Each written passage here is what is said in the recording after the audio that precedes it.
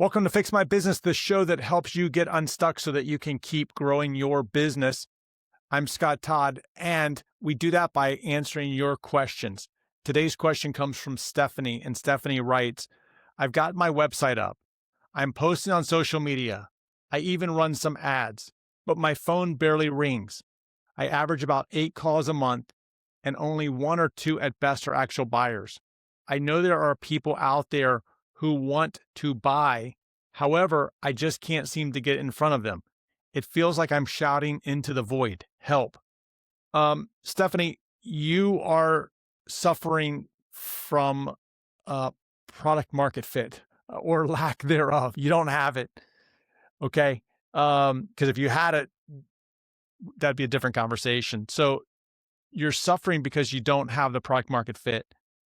And what this comes down to is really not yet connecting with your buyers. That's the biggest part of it. In the book, Fix This Next for Real Estate Investors, I talk about prospect attraction. And in there, I talk about the 3 ways in which you should think about awareness and the stages of awareness, the 3 stages of awareness. And the first stage is essentially saying that you're trying to market to everyone. And when you're marketing to everyone, the old adage is that you're marketing to nobody. Okay, like that's nothing new. The second stage of awareness is when you begin to find a market and you tap into that one. So let me give an example. You can really look at almost any, barbershop, for example. Look, there's a market for people who want their hair cut, right? There's a market for that. And you can kind of put up a door, open your door, and your customers will show up and get their hair cut. But you're tapping into an existing market. That's what you're trying to do. You're trying to tap into an existing market. If ultimately you're probably writing for somebody general, but secondary, you're looking for that general market that you can tap into. The best place to be is when you find your market. And when I say your market, I mean your people, the people who want to hear from you, the people that want what you have. Okay. Because you have to tap into them. You have to find them. And the way that you do that is by asking questions of the people that you're already connecting with, the people who are calling you and the people who are responding to your leads. What do they all have in common? What words do they use? And that's an important piece of it. You have to find your people. There's a restaurant not too far from where I live that, it's in one of these retail centers that kind of popped up. You've got a couple of restaurants and like a nail salon in there.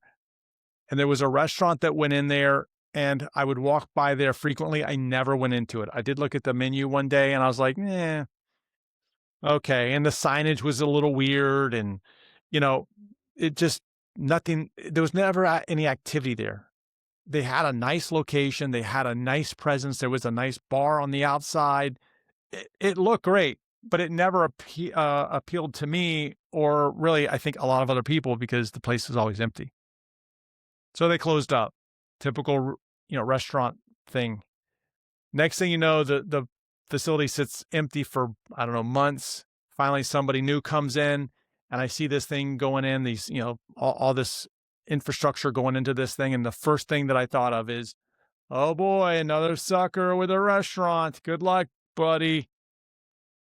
And I'll tell you what, they opened up the doors and all of a sudden the parking lot was empty. It was as if they had, that they had this massive following already. And it's like, you're new. But you see, what happened was the first restaurant really didn't have that product market fit. It didn't have the food that people wanted. It didn't really have the ambiance. Same location, but the second one has the ambiance around it. They have found their people, not just a market. They have found their people. The signage is clear as to who it's for. The place is packed. The food, it looks pretty good. Have I eaten there? No, I have not. Will I? I don't know if I will or not. Okay, the time will tell. However, the place is packed. Why? Because they have found their people, and that's what you're looking for. You're looking for your people, okay? So what are you going to do? What are you going to do about this? Well, first of all, you have to find what's working for your people. And here's what I want you to do. I want you to do something that's a little cool with AI. What I want you to do is when someone responds to your ad, you need to find out what ad they responded to. What did it say? Where was it posted? Get as much details as you can. I then want you to take that ad and I want you to dump it into AI. And I want you to say, hey, AI, whatever, choose the model that you want. Hey, AI, I just had a response to this. Why did it work? But you can't just give it a why did it work? You have to compare it to something else. So take a lead or an ad that has got no leads, dump it into AI and say, this one worked, but this one hasn't worked. Compare and contrast them. And you need to become a student. This is step number 2, is you need to become a student of the people that you're trying to attract. You have to become a student of your customers. You have to know them inside and out. You have to know the words that they use, the words that repel them. You have to be a student of them. If you ever want to find the best negotiators on the planet, let me tell you who they are. They're children. The best negotiators are children. Why is that? Because they have studied their subject. They know what your weakness is. They know when you're likely to say yes and when you're likely to say no. They learn very quickly because that's all they do is they study you. You have to be obsessed with your client.